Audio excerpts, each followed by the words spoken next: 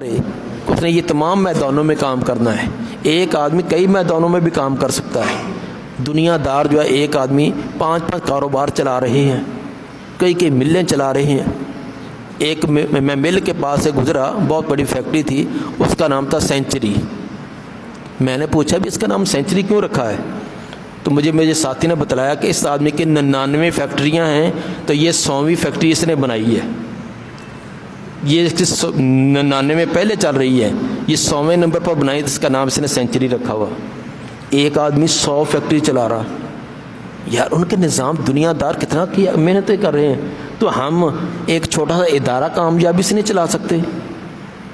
نہ کہ حفظ کا اچھا کامیاب شعبہ ہے، نہ کہ کتب کا ہمارا ہے، نہ کہ تصنیف کا شعبہ ہے، نہ کہ اور شعبے، ہم کیوں نہیں کر سکتے؟ تو صرف اخلاص، محنت، لگاتار محنت، یقیناً ان چیزوں کے ساتھ اب یہ چیزیں حاصل کر سکتے ہیں۔ آپس کے اندر یہ مخالفت اور ایک دوسرے کے ساتھ، میں نے ایک گاڑی کے پیچھے، آپ نے بھی دیکھا، میں نے بھی دیکھا، اس کے پیچھے لکھا ہوا تھا پاس کریں یا برداشت کریں۔ میں نے سوچا کہ یہ جملہ بہت ہی اچھا لکھا ہے۔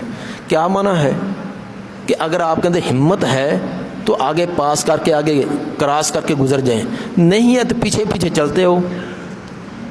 اگر یہ دونوں نہ کرو گے، آگے گزرنے کی ہمت نہیں، پیچھے برداشت نہیں، تو اس کے اندر ٹکراؤ گے، خود بھی تباہ ہوگے، دوسروں کو بھی تباہ کرو گے۔ بہت سے طالب علم ایسے ہوتے ہیں، بہت سے علماء بھی ایسے ہوتے ہیں، اتنی ہمت ہے نہیں کہ آگے نکل سکیں، پیچھے رہنا برداشت نہیں ہے، دوسرے سے ٹکرائیں گے، جب ٹکرائیں گے تو جماعت کی تباہی اور بربادی ہوگی۔ تو طلباء کے اندر بھی ایسی بات ہوتی ہے، 2 کلاس کے اندر مقابلے میں چل رہے ہیں، آگے بڑھ نہیں سکتے، پیچھے برداشت نہیں ہے، پھر اس کے خلاف پروپوگنڈا، حسد، بغض، کبھی استادوں کو شکایت، کبھی ناظم کو کبھی شکایت، کبھی فلاں شکایت، یہ بس اس کا خروج، اس کا نکالنے کا پورا پروگرام۔ میرے بھائی اس میں مقابلہ، حسد اور بغض کرنے کی کیا ضرورت ہے؟ ایک آدمی رات 12 بجے تک مطالعہ کرتا ہے، آپ 1 بجے تک کرنا شروع کر دیں، آپ اسے ڈبل محنت کریں۔ اگر وہ فرسٹ پوزیشن آپ کے ادارے میں لیتا تو آپ اس سے بھی زیادہ بڑھ سکتے ہیں۔ تو یہ کس محنت، یہ کسی کی جاگیر نہیں ہے، وقت کسی کی جاگیر نہیں ہے۔ یہ بھی آپ نے کئی جگہ جملہ دیکھا ہوگا، وقت کسی کی جاگیر نہیں۔ کیا مطلب؟ اس وقت کو جو بھی آدمی قیمتی بنانا چاہے گا وہ قیمتی بن جائے گا، جو ضائع کرنا چاہے گا اس کا وقت ضائع ہو جائے گا۔ ایک طالب علم 8 سال لگا کر فارغ ہوتا ہے، اس کو کسی مسجد کا امام رکھنے کے لیے کوئی تیار نہیں ہے نا، ایسی بات۔ 8 سال لگائے ہیں، نہ وہ درس دے سکتا ہے، نہ جمعے کا خطبہ دے سکتا ہے، نہ کسی کتاب کو پڑھا سکتا ہے۔ 8 سال لگائے تو کسی مسجد کی، دیہات کی مسجد میں رکھنے کے لیے تیار نہیں۔ اور دوسرا اس کا کلاس فیلو، اس نے بھی 8 سال لگائے ہیں، تو وہ فارغ ابھی ہوا نہیں ہے، تو پہلے دوسرے اداروں والے ناظم سے رابطہ کرتے ہیں کہ محترم آپ کا یہ طالب علم آپ ہمیں دے دیجئے، دوسرا کہتا ہے ہمیں دے دیجئے۔ اس کے جتنے بھی خدمات ہیں، جو اس کی ضروریات ہم پورا کرنے کے لیے تیار ہیں، ڈبل ٹرپل تنخواہ بھی دیتے ہیں، منت سماج سے لے جاتے بھی ہیں۔ حالانکہ دونوں کے اساتذہ ایک تھے، اساتذہ بھی ایک ہے، نصاب بھی ایک ہے، ٹائم بھی ایک ہے۔ امتحان میں بیٹھنے والے بہت ہوتے ہیں، ایک میٹرک امتحان کے اندر ہزاروں طالب علم شریک ہوتے ہیں، تمام کے تمام کامیاب نہیں ہوتے، بہت سارے فیل اور ناکام بھی ہوتے ہیں، کچھ کامیاب بھی، اور کامیاب ہونے والوں کا بھی درجہ ایک نہیں ہے۔ کوئی یہ بورڈ کو ٹاپ کرنے والا ہے، کوئی سینکڑوں 3rd ڈویژن لینے والا ہے، کوئی یہ دھکا سٹارٹ ہوتا ہے 33% لے کر پاس ہونے والا بھی ہوتا ہے۔ اس لیے محنت کر کے اپنے آپ کو قیمتی بنا سکتے ہیں۔ لوگوں نے بے جان چیزوں پر محنتیں کر کے ان کو قیمتی بنا لیا ہے۔ اب یہ میرے سامنے یہ ٹیبل پڑا ہے، یہ سونے کا ہے، چاندی کا ہے، لکڑی کا ہے۔ اگر اس پر محنت نہ ہوتی تو یہ کسی چولہے میں لگا ہوتا، کسی تندور کی نظر ہو چکا ہوتا، اس کی راکھ بھی نہ ملتی، لیکن اس پر محنت ہوئی ہے۔ اب یہ میرے سامنے زینت سے پڑا ہوا ہے۔ تو ایک لکڑی پر محنت کر کے لکڑی کو قیمتی بنایا جا سکتا ہے۔ یہ دیکھیں، یہ میک میرے سامنے ہے، یہ کس چیز کا؟ پلاسٹک کا ہے۔ وہ بھی تو پلاسٹک کا جو 80 روپے کلو جو بیچا جا رہا ہے، وہ بھی تو پلاسٹک ہے۔ 100 روپے کلو پلاسٹک دکانوں پر بیچا جا رہا ہے، یہ بھی پلاسٹک ہے۔ اس پر محنت ہے، اس کی ہزاروں قیمت ہے۔ جس پر محنت نہیں ہے اس کی کوئی قیمت نہیں ہے۔ ایک پتھر وہ ہے جو ٹیبل کی زینت بنا ہوا ہے، ایک پتھر وہ ہے جو پاؤں کی ٹھوکر بنا ہوا ہے۔ پتھر پڑا ہوا اس کو کوئی اٹھانے کے لیے تیار نہیں، کوئی ٹھوکر لگا کر اس کو نالی میں گراتا ہے، نالی صاف کرنے والا اس کو باہر نکالتا ہے، ایک آتا پھر اس کو گراتا ہے، اس کو کوئی اٹھانے کے لیے تیار نہیں۔ ایک وہ جو ٹیبل کی زینت بنا ہوا ہے، وجہ کیا ہے؟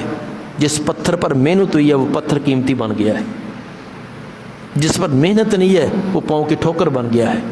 تو اگر پتھر پر محنت کر کے وہ قیمتی بنایا جا سکتا ہے، لکڑی پر محنت کر کے لکڑی قیمتی بن سکتی ہے، تو انسان پر محنت ہو تو انسان قیمتی کیوں نہیں بن سکتا؟ بشرط یہ کہ ہم محنت کرنے والے اور محنت کے اثرات کو قبول کرنے والے بن جائیں۔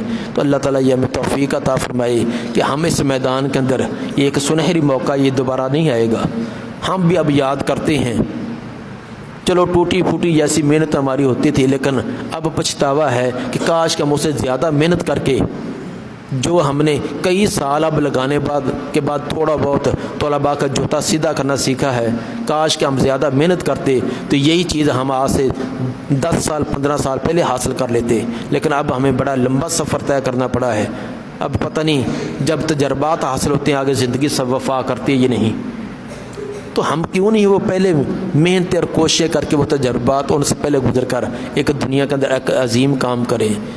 دنیا والوں نے بڑے حیرت انگیز کام کر لیے، موبائل آپ کی جیب میں ہے، آپ حیران دیکھتے نہیں ہیں؟ ایک چھوٹا سا آلہ ہے، منٹوں سیکنڈوں کے اندر آپ دنیا کے دوسرے کونے سے رابطے کر لیتے ہیں، ان کی تصویریں بھی دیکھ رہے ہیں، ان سے باتیں بھی ہو رہی ہیں۔ یہ بغیر محنت کے ہے؟ اس کے پیچھے بڑی محنت ہے۔ محنت کے ساتھ تو اگر ہم دین پر محنت کریں تو دین کو ہم دنیا پر غالب کیوں نہیں کر سکتے؟ دوسرے رات مجھے ایک شیخ بتلا رہے تھے کہ فلاں جو جماعت کی وہ کراچی کے اندر ان کی اتنی تعداد ہے، بلکہ انہوں نے بتلائی ایک جماعت کی ان کی 95,000 مسجدوں و مدارس میں جو پڑھنے والے ہیں وہ 95,000، ایک کی 45,000۔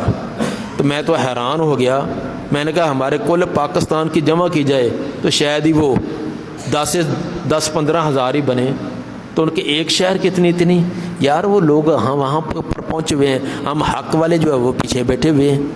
ہماری آپس کی مخالفتیں ختم نہیں ہوتی، ہماری سوچ اور فکر پیٹ سے آگے جاتی نہیں ہے، بس ہر ایک کہتا ہے کہ میرے پیٹ کا دھندا بس مجھے مل جائے، مجھے بس ایک مسجد کی امامت مل جائے، بس اس سے آگے میں نے محنت نہیں کرنی۔